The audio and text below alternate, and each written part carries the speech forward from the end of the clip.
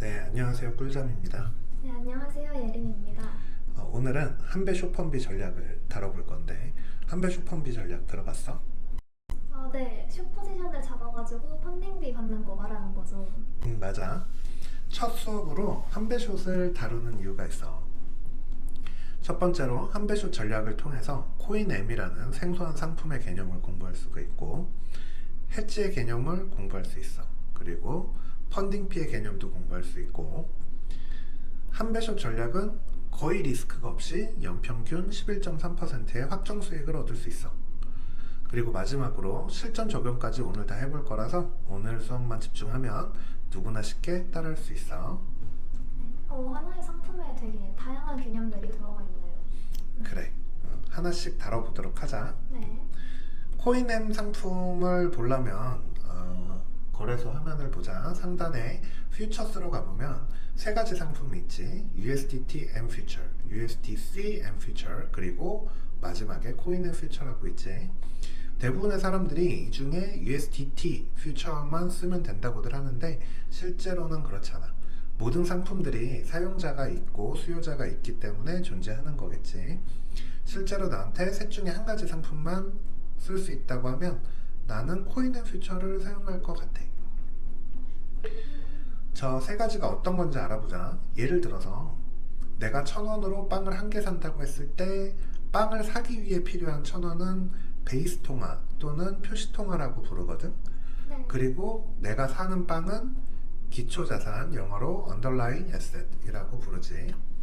그러면 우리가 비트코인을 원화로 사는 상품 BTC KRW의 경우에는 어떻게 될까?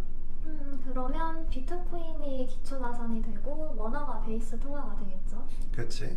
저 세 가지 상품은 베이스 통화로 무엇을 사용하는지에 따라 다르다고 보면 돼.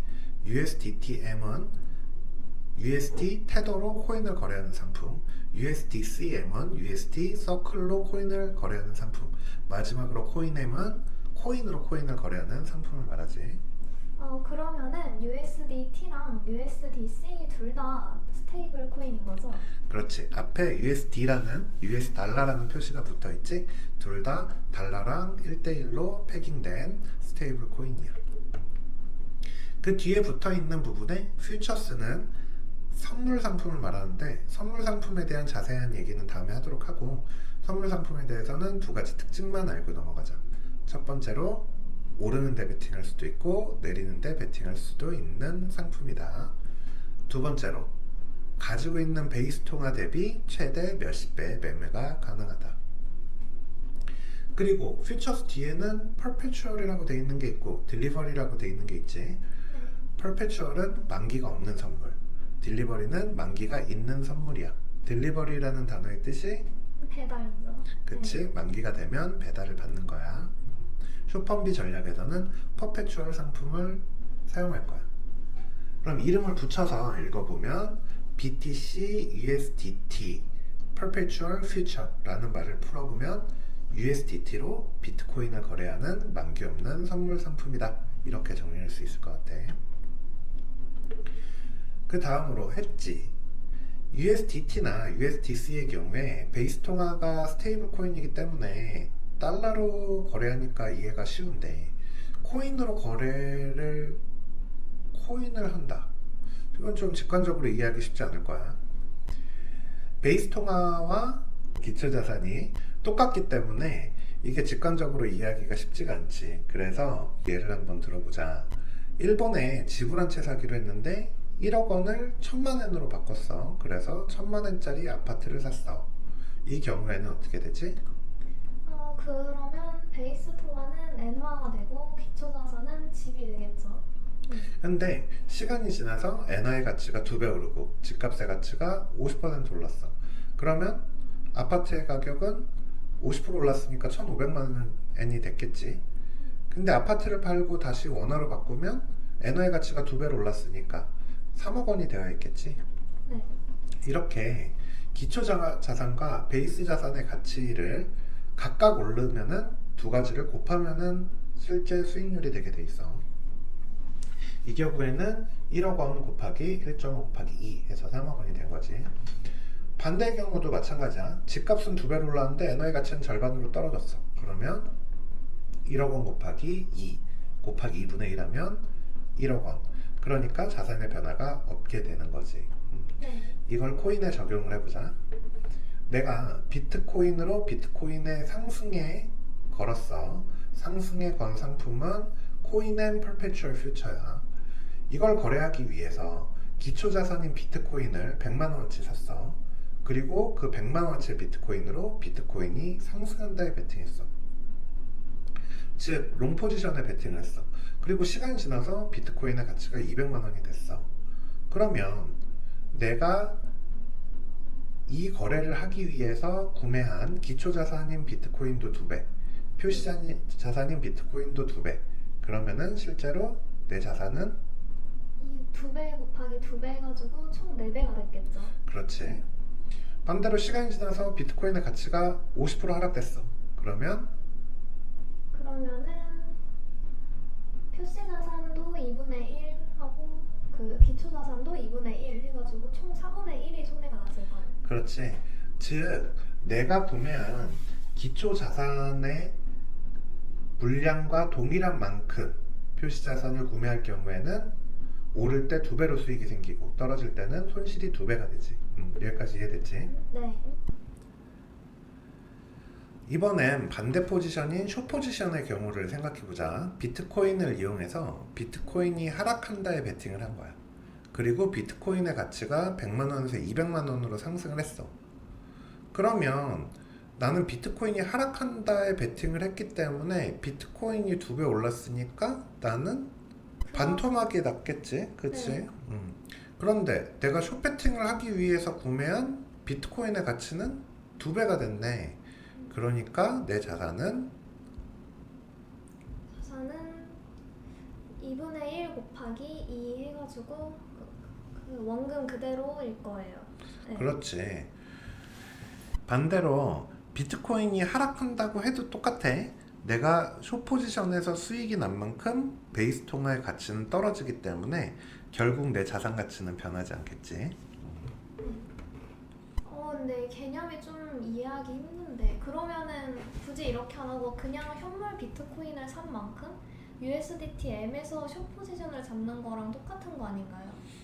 똑같은 거야. 개념적으로는 똑같은데 그렇게 했을 때 2가지 문제점이 있어. 첫 번째, 스팟에서 구매한 비트코인을 USDT M에서 구매를 해야 되기 때문에 USDT M에서 숏 포지션을 잡기 위한 테더와 스팟에서 비트코인을 구매하기 위한 테더가 양쪽 모두 필요해. 그래서 자본 효율이 절반이 돼. 두 번째 문제는 한배 숏 포지션은 해당 종목의 가격이 2배 오르게 되면 청산을 당할 리스크가 존재를 한다. 네. 그런데 코인M에서는 이 2가지 문제가 존재하지 않아. 실제로 코인M에서 포지션을 구축을 한번 해보도록 하자. 자, 스팟에 있는 돈 전액으로, 테더 전액으로 비트코인을 구매를 하자. 스팟 트레이딩에서 비트코인 100% 체결. 자, 체결을 했으니 이 비트코인을 코인M 마켓으로 트랜스퍼는 내 계좌에서 내 계좌로 옮기는 거기 때문에 비용이 들지 않아. 코인M으로 이제 들어와서 보면 살 수 있는 비트코인 개수가 표시가 되지. 한 배로 전액 100%. 숏 포지션 체결.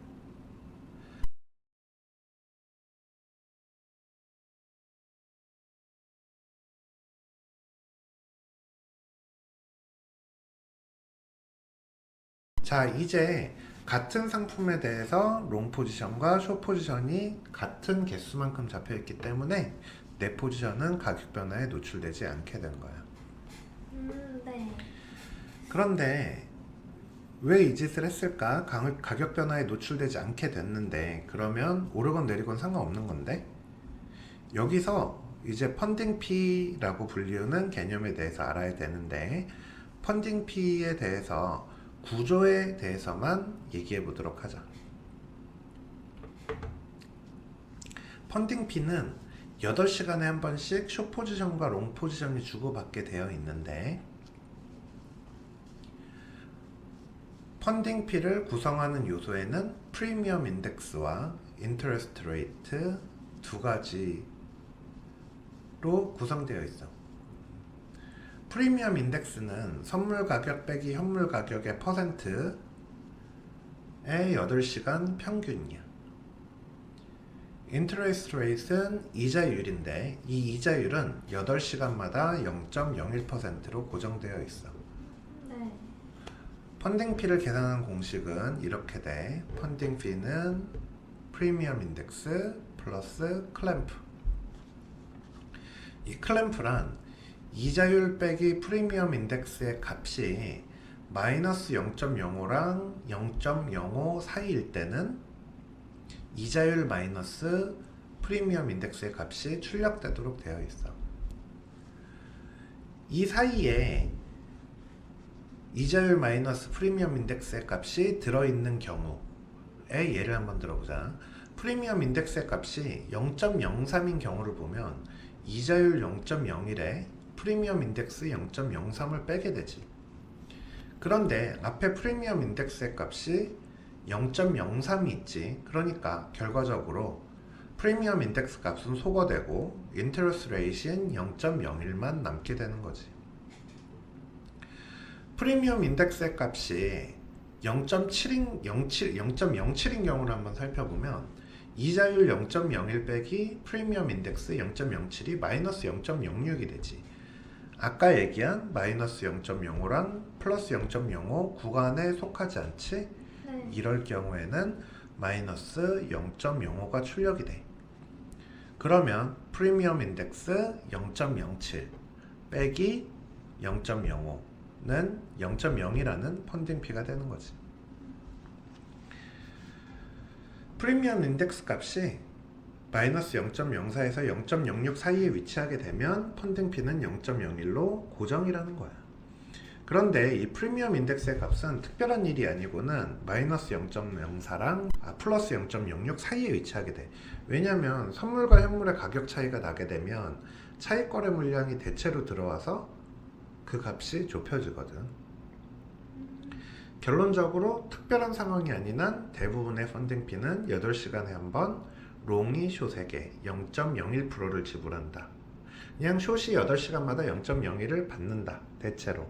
이렇게 네. 기억을 하면 돼. 그럼 그게 맞는지 한번 확인을 해볼까? 엑셀 파일로 내가 3년간의 비트코인 펀딩 피 내역을 받은 건데,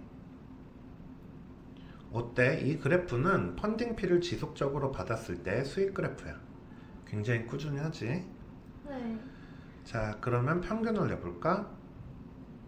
평균이 3년간 0.031로 나오네.